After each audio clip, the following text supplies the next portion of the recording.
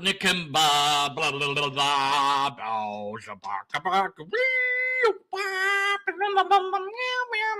I'm deconverted man, I'm here to say, I hope my last video turned you gay. Hey, how's it going? Deconverted man here. Don't know what that song was about. Don't know. Whatever. Anyways, found a book. Yeah, a book. Sort of. It's kind of a book. It's online, but it's still, somebody wrote a book. Looking for, stuff to do, things to talk about, whatever, is there a God? So this guy, sitting there chilling in the woods, has a book, and it's called The Apologetics Advertisement for Christianity. He's Nate Ashcroft, and basically he said in the video, like, this video is like just like an ad for the book, and everything he says in the book is really what matters. Like, this is just kind of like a recap. Let's check it out. Why I think this earth was created, and why I think that can give a lot of very strong evidence for the idea that my faith is true, right? Now, again, we're not quite getting to Christianity yet, although right now, again, we're talking There's something in the leaves. Watch out! That there is a divine creator. Big bear! Oh my God! It's gonna eat him. Oh, it's a dog. Never mind. Yeah, maybe don't film outside. Yeah. So you have editing skills. Edit that out of the video. So it's not super long. Hopefully it's readable.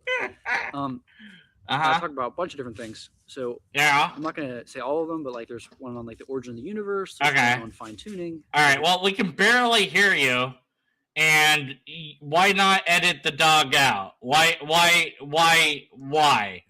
do this outside? So many things wrong with this, but you know what? I'm here to review your video, your book. So I'm gonna do that. So I've linked to the website, which is where the book is at, and it yep. All right, the apologetic advertisement for Christianity. If you click on it, you just go back to the main page. If you've not heard the gospel, you click here, and then I don't know. It just says the gospel stuff. I don't care. It's only an advertisement for Christianity. Full books have been written on these topics in isolation. I'm merely attempting to show the reader good and complete, but not extensive arguments for the existence of God. So he said good. He said good arguments. Then they should be sound. We'll see. And then he quotes the Bible, which I just don't. He has about, and this week's, previous weeks. Yeah, it's laid out great. Pascal's wager. Oh God. Okay, I guess we'll do that. Anyways, week 1 meaning, week 2 creation, week 3 Pascal's wager. Okay, well we'll get there. All right, so week 1 by Nathaniel Ashcroft. Oh wait, I thought it was Nate. I guess either way. Anyways, do I mean something?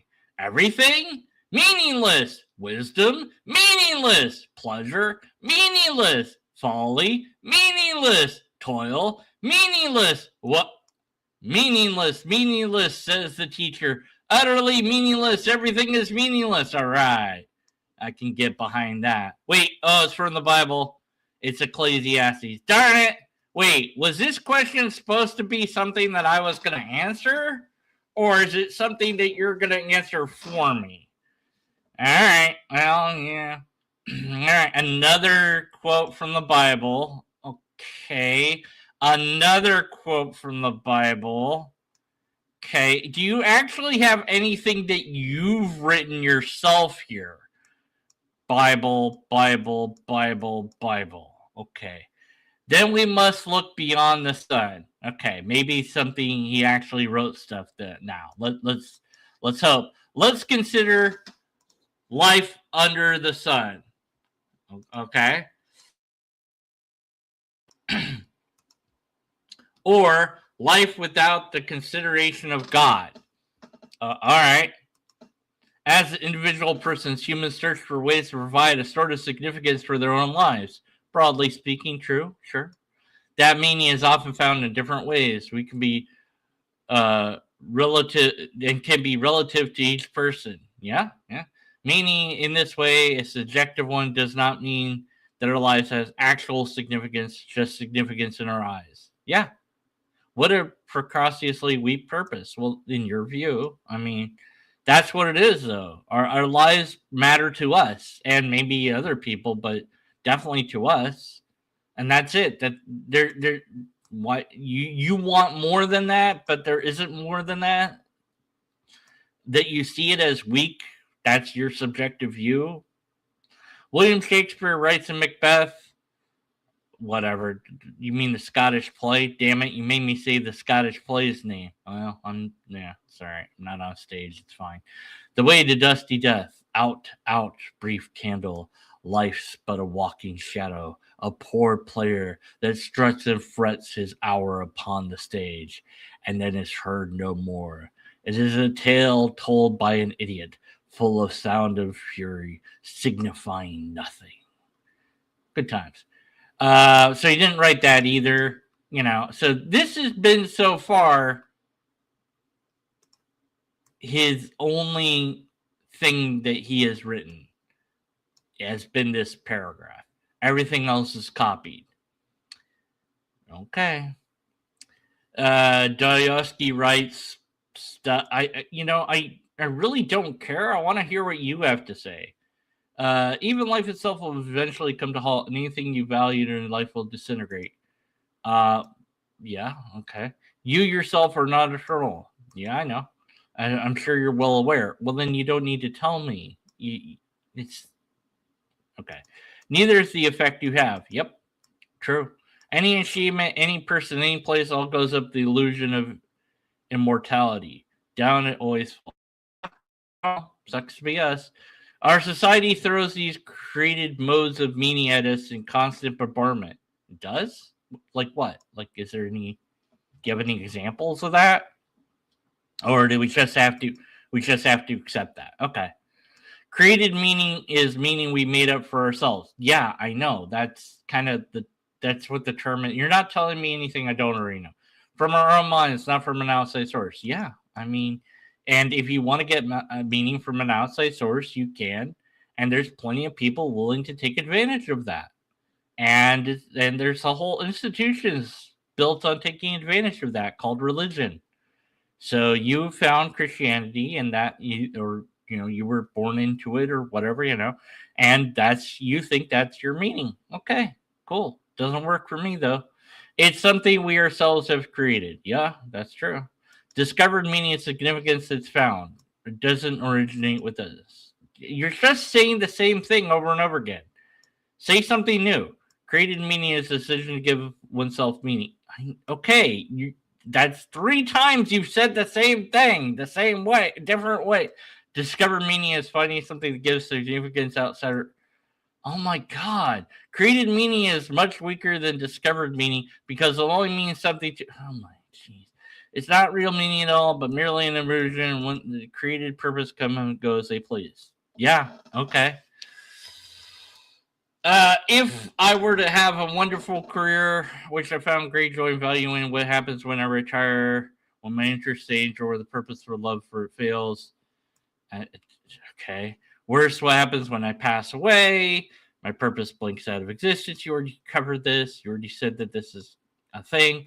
I must then reserve my search for a different temporary meaning. Oh yeah, and so that's what you do, man. You search for meaning your whole life if you want, or you just find something that you really like and you're happy with that. Anyways, unless I lost my illusion meaning by passing away, of course. That created meaning is not sustainable in any meaningful way. Okay. To create meaning for oneself is to deceive the mind into thinking it has a purpose. Well, then don't do that. Then don't deceive yourself. You just accept that it is created meaning and accept that it is for this moment in time only and embrace that and enjoy it because that's all you got, man. In a way, it simply cannot exist in the world. Well, yeah. All created meaning. Anyone who's had meaning for themselves across their lifetime will laugh on the day in which they pass away. No, it won't, because there's nothing to laugh there. What are you talking about? This is it's so interesting to me. This bleak look that Christians some people have of life. That it doesn't matter because you die. Oh man, it's just nothing. Books have an end. Movies have an end. TV shows end. You know, and there's a meaning. There's a purpose. There was something there for a while. It was enjoyable, and then it was done. And that's that. You know. That doesn't mean it doesn't have a meaning or a value in that. Well, you enjoy it. We can have sense or meaning. Nothing found on this earth is eternal. Yeah, including the ideas of God, because they're also made up. So yeah, you're right. Nothing is eternal. Well, nothing is eternal, and actually that's wrong. There are tons of everything is eternal. Let me go back on that. Actually, everything is eternal in one sense, because the universe will keep existing until all the particles pop out of existence. Then I guess there's nothing left. But it's going to be a while before that happens, and we only think that that's going to happen. We're not sure about it. You know, no meaning found on this planet will last forever. Okay, cool. That includes your religion, because that's also found on this planet.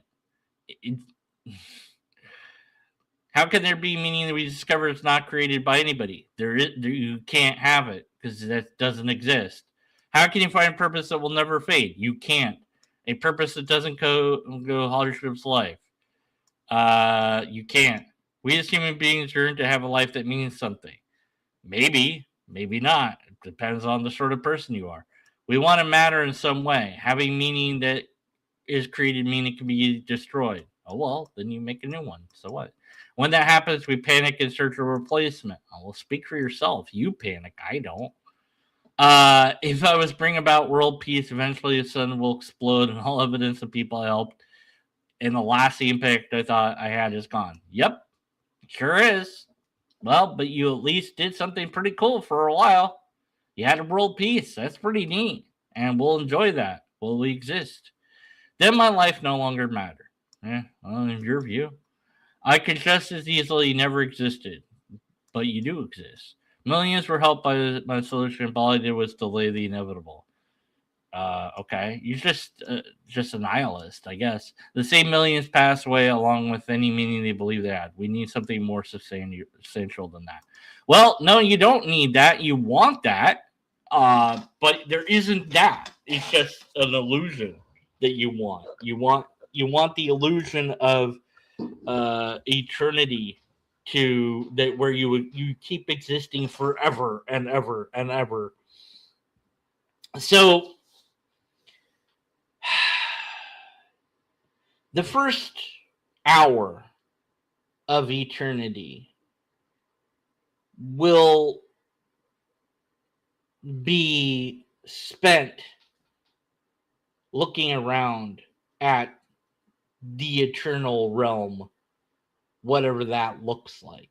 Actually, looking around, I don't know that that's possible.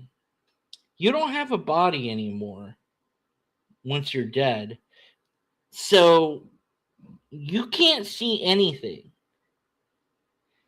And since you don't have a brain, you can't be anything.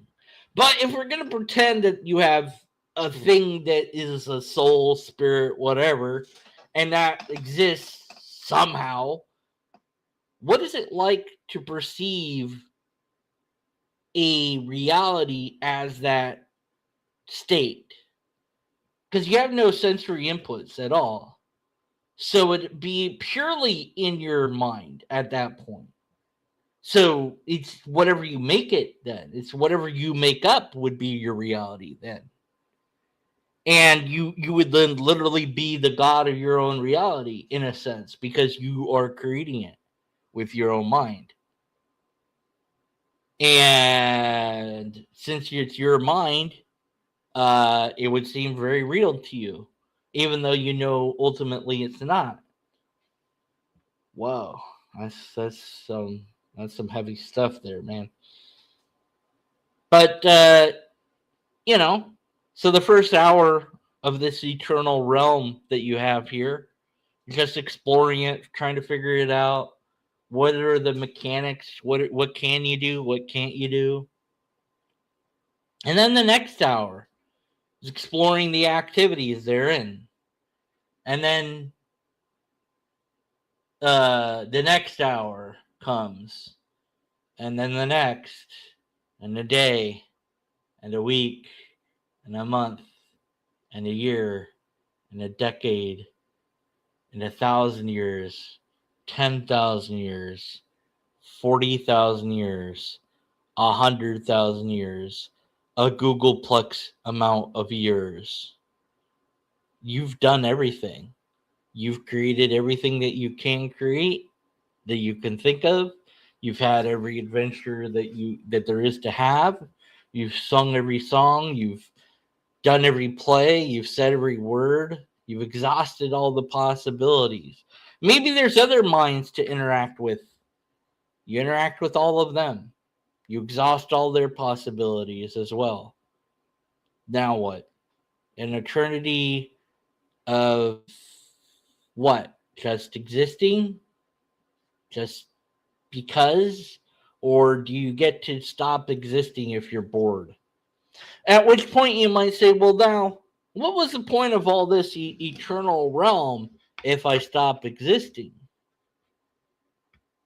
What was the point of keep existing? What's the point of this life here and now, this mortal coil that we definitely have for sure, if there is an eternal realm that's to follow? What can I do here that matters at all in regards to that eternal realm? What can I possibly not do there that I can do here? Go to the bathroom? I don't need to go to the bathroom in the eternal realm because I don't have a body anymore. I don't need to eat, I guess. Don't know where the energy to maintain my mind is coming from, but it doesn't matter. Don't think about that stuff. So the enjoyment I get out of this existence that I cannot enjoy in that existence is what? Purely physical? But why couldn't I imagine that type of existence in that realm? And since that realm is my mind, it would be perfectly real. In fact, I'm there now, and so are you. We're all in that realm right now. We are actually in the realm of our minds right now, in that eternal realm. We just don't know it yet until our mortal body that isn't really here fades away. And then we just wake up to find out that we weren't really even there in the first place. We were always in that eternal realm. Sure, why not? But what was the point of any of it? Why do any of this if I could just do that? Wouldn't that make this pointless? This idea of eternity making your life matter somehow is never elaborated on, never explained or explored by any apologist that I'm aware of. Why does adding an eternal realm add value to my mortal coil?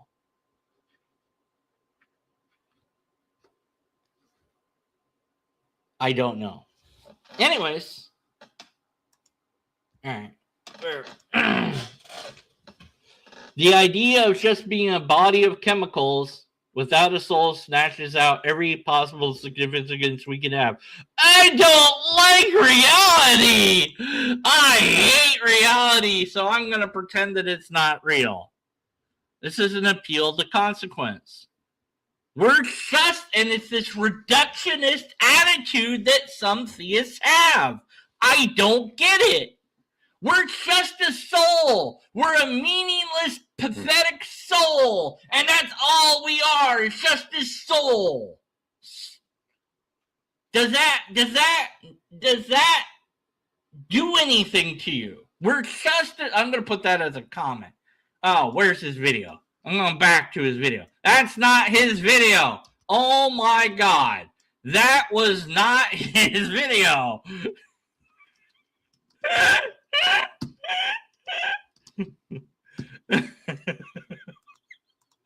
You don't know what I did. Glad it didn't show up live though. Oh man. Anyways, where's the video? I gotta go back to this video. We're just a soul. We are just a soul. Oh no. That just, I don't like that. So it must not be true. Yeah, okay. Yeah, so that's it. It's just, oh, we're just this thing. Oh no. Anyways, whatever. All right. Meaning cannot exist in a world where existence can and will end permanently. Yes, it does, because meaning does exist. You just spent the last few paragraphs explaining and re-explaining subjective meaning. You just don't like it. That's all this is. You're not saying anything new here. You're not telling me anything that I can verify or that's true or that impacts me in any significant way. It's like, yep, okay, it's all meaningless, and where's your argument?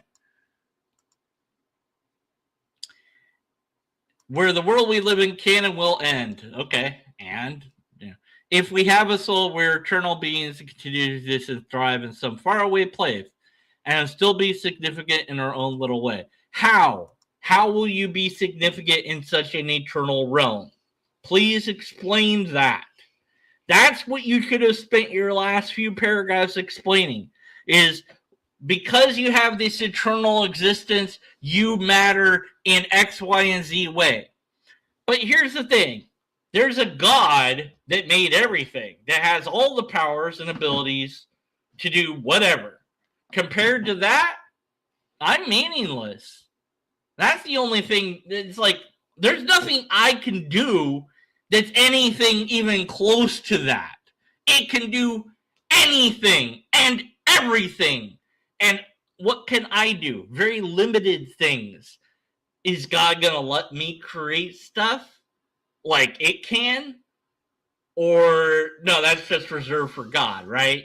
Because only God's allowed to do God stuff. So, what does my existing matter in contrast to the God that can just do whatever the bleep it wants? How do I possibly matter to that God when it can make a million copies of me? It could remake me over and over again in different versions of me. What possible significance could I have in that realm? None.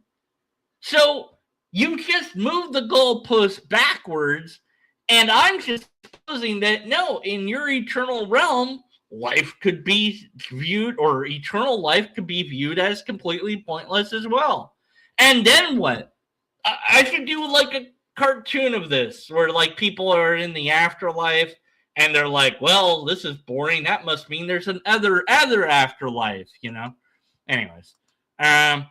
C.S. Lewis writes, don't care. Skip. So again, so far, just to recap, he's written a few paragraphs, okay, which is good, but he also has spent a good chunk of at least 2 paragraphs repeating the same idea just in different ways without adding any new information. He has told us the same argument in different ways without adding anything new. He has not provided us with any actual argument that sustains itself. He has just said things And he has quoted other people rather than giving us his ideas.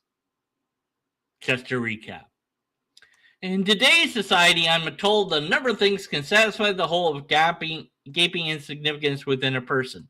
Yeah, that's true. There are many things that can do that, including your religion that you've picked or that you had selected for you. You just happen to think that yours fills this hole. But, first of all, I don't have this gaping hole of need for purpose like you do. And secondly, it's filled with logic already. So, like even if I had one, I'm like, I'm happy with what I got. So, it's so much better that there's no pressure or meaning. There's literally no way to fail. Thank you, life. I appreciate the restraint you're showing. Yeah, hey, that's a good way to look at it. It's like, hey, yeah, there's no way I can fail, except for my own self-imposed ideas of what that means to fail. And there's no way to succeed other than my self-imposed ways to succeed. But yeah, there's no pressure. You just, you do the best you can. Or you just exist. It is whatever you make of it. Anyways, all right. Yearning to be someone. Oh, I want to be someone. You are someone. Someone I'm making fun of. Well, I'm not making fun of him. I'm making fun of his ideas. So, I don't even know if I'm making fun of the ideas. I'm hacking at the ideas with logic and reason. I'm trying to extract something from this writing that he spent time and energy on. And I appreciate that because I wrote a book and I want him to read my book, Caught Between an Infinite Hope and Finite Despair, on Amazon. Also, Logic and Morals and the Lightbringer. Yeah, that's the other one. All right. Anyways, I really need to get back working on my other book that I was working on. Anyways, all it takes is an honest look at ourselves to come to this conclusion. No. That's what you think. You need to make an argument for this. This is just fluff. That's nothing. I need something more than myself and my experiences on the planet to satisfy myself. That is a factual statement you've made because it focuses on you and your personal desires. Cool. So you could have removed this whole chunk here and say, I'm looking for something that fulfills myself, and I have found it in this religion. I don't know if that will work for you, but I want you to I want you to give it a try. If you've already tried it and it didn't work for you, great. Thanks for reading. That's it. Just a short sentence. The end. I need something forever. Okay. And the good news is the solution to having meaning, value, discovered eternity is universally offered. Well, let's. Okay, so you need something. You need this. And the there is no good news. There's just a fabrication of an idea that you're holding on to. Universally offered. Let's explore that a bit. There are tribes right now that exist that have never heard about Jesus. And there's a tribe that was contacted. The guy spent time and energy trying to talk to them about God, and they could have given two rats' ass. They did not care at all. They just were like, whatever, this is silly, this is stupid, we're laughing at you, and this is like a big old joke. So that's the Priani people. I can never pronounce their name. But yeah, you can read about them, check them out. And Daniel Everett is the guy that talks about it. And he went there as a missionary. He tried to tell them about Jesus, and they just didn't care.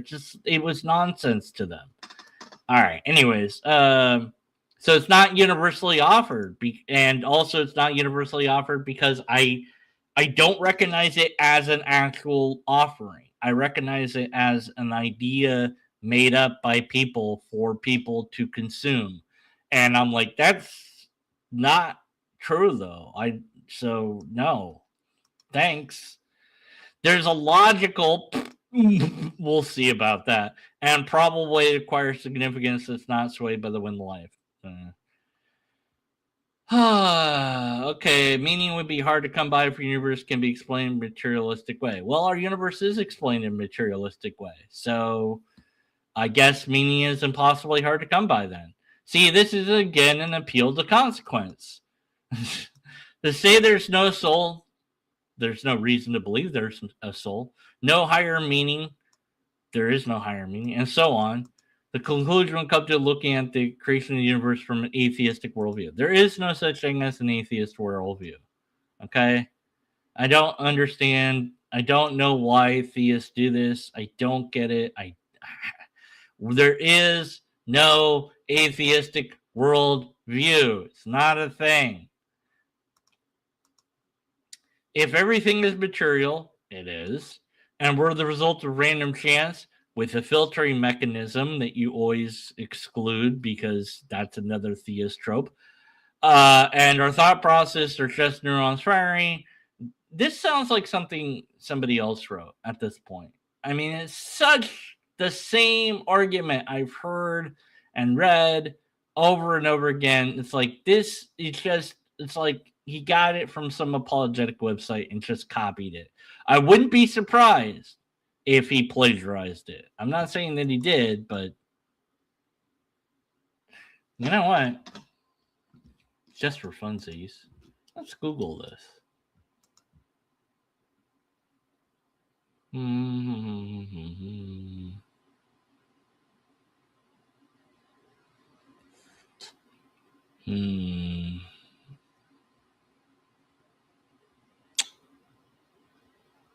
Let's see. If I put quotes around it, maybe. No, I guess not. All right, fine. Fair enough. All right, never mind. I withdraw my slight, but it's so close to what other people have said. It's just, whatever. Let's see. Anyways, we are just that. We are whatever we are. Nothing anyone does matters. Of course it does. It matters to us. It matters now. There's no soul. Nothing defines us other than responses of the brain to the world and its memories. That's right. That's the truth. It's us the way we are. If I rob my neighbor tomorrow, who cares? They care. Your neighbor cares. If you rob your neighbor, they care. They're upset at that. The police are going to investigate it, and you will probably get caught. So,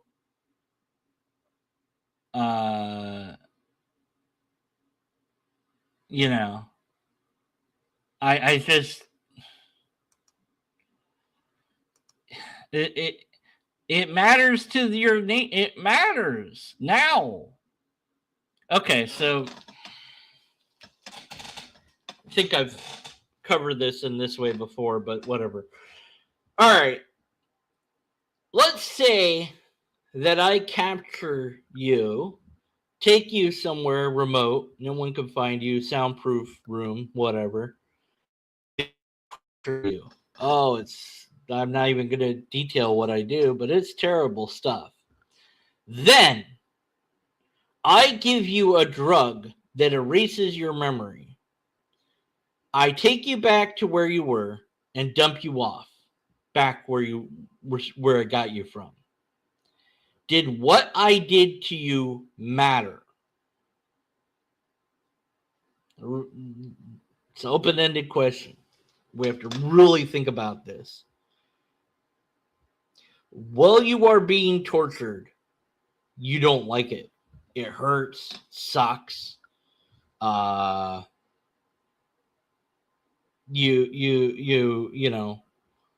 The fact that later on you don't remember that, does that make it not matter that you went through that? And let's just say that there's no physical traces of my torture left, that there's no lasting impact. You just don't know that it happened. In fact, nobody even knows that you were missing. That was like, for all anyone knows, you were asleep for a while. And that's what you think too. So does it matter that I did that? That's just an open-ended question. So, anyway. He's not really an individual. It's just a result of inner work in his body. I call my number. No, he is an individual. So stupid. He himself is an individual soul.